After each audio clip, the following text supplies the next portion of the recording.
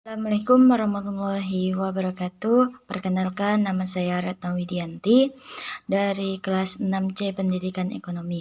Baiklah, saya di sini akan menjelaskan materi mengenai tentang konsep ilmu ekonomi. Sebelum itu, mari kita simak video selanjutnya. Saya di sini akan menjelaskan materi mengenai tentang konsep ilmu ekonomi. Yang pertama yaitu kita akan membahas sejarah tumbuhnya ilmu ekonomi. Yang kedua yaitu pengertian dari ilmu ekonomi menurut para ahli. Yang kedua yaitu inti masalah ekonomi. Yang ketiga, apa sih tujuan kita mempelajari ilmu ekonomi. Yang keempat yaitu mengenai tentang kelangkaan dan cara mengatasinya. Mari kita simak videonya. Sejarah singkat perkembangan ilmu ekonomi itu berawal dari tahun 1776, yaitu setelah Adam Smith menerbitkan buku An Inquiry into the Nature and Causes of the Will of the Nation. Nah, sebelum era Adam Smith itu sudah banyak sekali pemikiran tentang ekonomi. Bahkan lingkup ekonomi makro yang membahas tentang perekonomian suatu negara. Tapi sayangnya, pemikiran tersebut tidak dikemukakan secara sistematis dan belum ada analisis secara menyeluruh mengenai kegiatan perekonomian. 2 abad setelah Adam Smith, terjadilah perkembangan yang sangat pesat terhadap bidang perekonomian, di mana revolusi industri yang baru bermula pada saat itu telah berkembang menjadi industri yang canggih dengan teknologi yang jauh lebih berkembang. Nah guys, ada ekonomi, ada juga ilmu ekonomi. Lalu apa sih itu? Teman, saya di sini akan menjelaskan tentang pengertian ekonomi. Ekonomi berasal dari bahasa Yunani yaitu ekonomia, berasal dari 2 kata. Yang pertama yaitu okos yang berarti rumah tangga dan nomos yaitu aturan. Jadi di sini dapat diartikan bahwa ekonomi yaitu aturan rumah tangga. Pendapat dari ini diambil dari Aristoteles. Mempelajari ilmu ekonomi yaitu untuk memenuhi kebutuhan agar kebutuhan itu menjadi makmur dan untuk memenuhi atau memprioritaskan kehidupan menjadi yang lebih penting ke depannya. Kita lanjut ke definisi.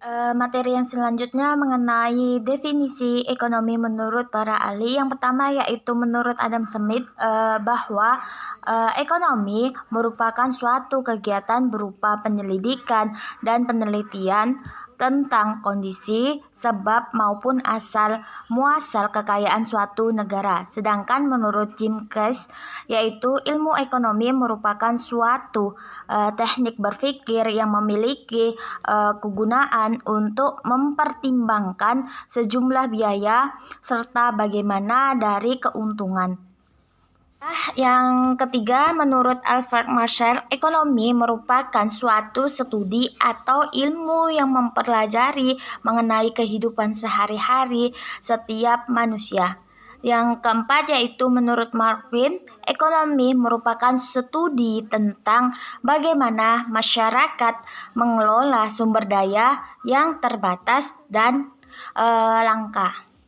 Baik, menurut Samuel menyatakan bahwa ekonomi merupakan cabang ilmu atau studi yang mengenai setiap cara manusia terhadap pemanfaatan sumber daya terbatas yang dihadapi dan dinikmati untuk kehidupan sehari-hari dalam memperoleh berbagai barang produknya. Sedangkan menurut Glipsy, ekonomi merupakan suatu ilmu pengetahuan mengenai pemanfaatan sumber daya terhadap terbatas, langka, memenuhi kebutuhan manusia yang tidak terbatas. Dapat disimpulkan bahwa pengertian ekonomi menurut beberapa ahli yang sudah disebutkan di atas, dapat disimpulkan bahwa pengertian ekonomi merupakan suatu ilmu yang mempelajari perlakuan kegiatan ekonomi dan pemanfaatan faktor produksi yang terbatas dalam memenuhi kebutuhan manusia. Menggunakan dan memanfaatkan. Yang kedua yaitu mengenai tentang pembagian ilmu ekonomi. Guys, ilmu ekonomi ini sangat berperan penting bagi masyarakat dan tentunya akan berdampak yang besar bagi kehidupan masyarakat itu sendiri. Oleh karena itu, terhadap pembagian ilmu ekonomi menurut Alfred, ilmu ekonomi itu dibagi menjadi 3. Yang pertama, ilmu ekonomi deskripsi, ilmu ekonomi teori. Yang ketiga yaitu ilmu ekonomi terapan. Sedangkan ilmu ekonomi teori itu dibagi menjadi 2. Yang pertama, ilmu ekonomi teori mikro, dan yang kedua yaitu ilmu ekonomi teori makro. Saya di sini akan menjelaskan ilmu ekonomi deskripsi. Ilmu ekonomi deskripsi ini merupakan gambaran pendapatan ekonomi dengan mengumpulkan semua kenyataan-kenyataan penting yang berhubungan dengan persoalan ekonomi atau topik tertentu.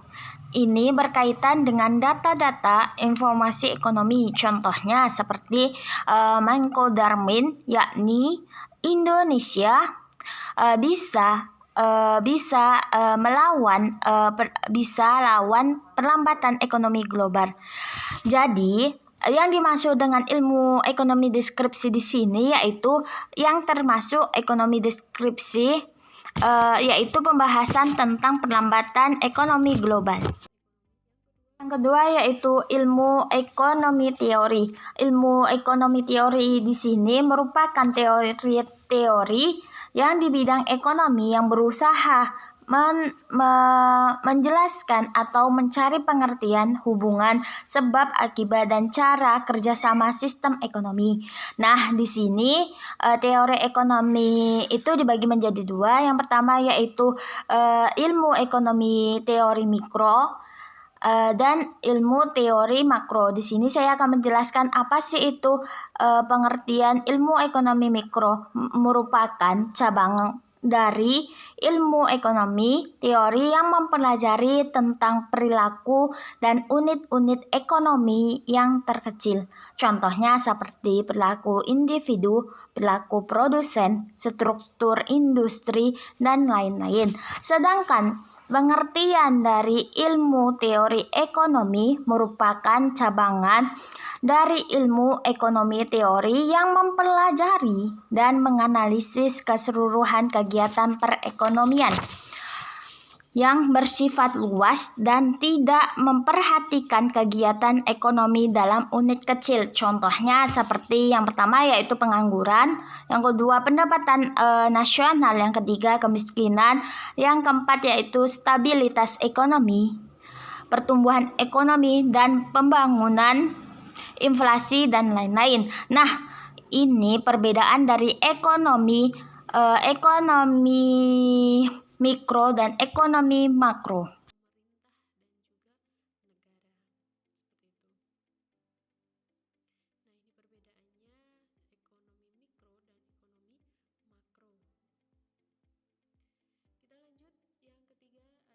Sedangkan yang ketiga yaitu ilmu ekonomi terapan. Ilmu ekonomi terapan merupakan penerapan dari teori ekonomi yang artinya bahwa kerangka-kerangka pengertian dari analisis ekonomi, teori yang digunakan untuk membuat atau merumuskan kebijakan-kebijakan, pedoman-pedoman yang dapat waktunya untuk mengatasi masalah ekonomi tertentu. Alat pemuas kebutuhan, sehingga ini menimbulkan masalah ekonomi gitu. Jadi kalau ditanya masalah ekonomi itu apa sih? Yaitu kelangkaan. Nah, jadi langka ini pasti kalian sering dengar kan, langka itu misalnya kayak barangnya tuh jarang gitu. Ketika kebutuhannya banyak, kebutuhan masyarakat akan suatu barang itu banyak, sedangkan barangnya itu hanya sedikit, sehingga tidak semua masyarakat bisa memiliki barang tersebut. Nah, itu disebut dengan langka. Jadi sulit untuk dicari, sulit untuk ditemukan. Nah, penyebab kelangkaan ini ada beberapa. Yang pertama yaitu keterbatasan jumlah benda pemuas kebutuhan. Yang kedua, kerusakan sumber daya alam akibat manusia. Yang ketiga, keterbatasan kemampuan manusia untuk mengolah sumber daya. Yang keempat, pertumbuhan manusia lebih cepat dibandingkan kemampuan penyediaan sarana kebutuhan. Yang kelima, bencana alam. Yang keenam, perbedaan letak geografis. Yang ketujuh, pertumbuhan penduduk tidak seimbang. Yang kedelapan, kemampuan untuk memproduksi rendah. Yang kesembilan, perkembangan teknologi berjalan lambat. Nah, tadi setelah kita tahu apa itu kelangkaan dan apa saja penyebab kelangkaan, di sini kita akan bahas bagaimana cara mengatasi kelangkaan. Yang pertama yaitu membuat skala prioritas kebutuhan. Yang kedua, menentukan sumber daya alternatif. Yang ketiga, mengelola keuangan secara efisien. Yang keempat, memanfaatkan kemajuan teknologi. Yang kelima, memanfaatkan bahan substitusi. Dan yang keenam, mendaur ulang atau memanfaatkan kembali. Nah, jadi ini adalah cara-cara untuk mengatasi kelangkaan. Nah, jadi membuat skala prioritas kebutuhan itu kita harus menentukan mana sih kebutuhan yang paling penting. Jadi kita tuh jadi manusia tidak boleh serakah agar tidak terjadi kelangkaan. Karena kelangkaan itu bisa terjadi karena adanya keserakahan dari manusia. Maka itu kita harus bisa membedakan mana kebutuhan dan mana keinginan. Dan mana kebutuhan yang paling penting dan mana kebutuhan yang tidak terlalu penting. Baiklah, hanya itu saja yang dapat saya sampaikan. Lebih dan kurangnya saya mohon maaf. Wabillahi taufiq wal hidayah. Assalamualaikum warahmatullahi wabarakatuh.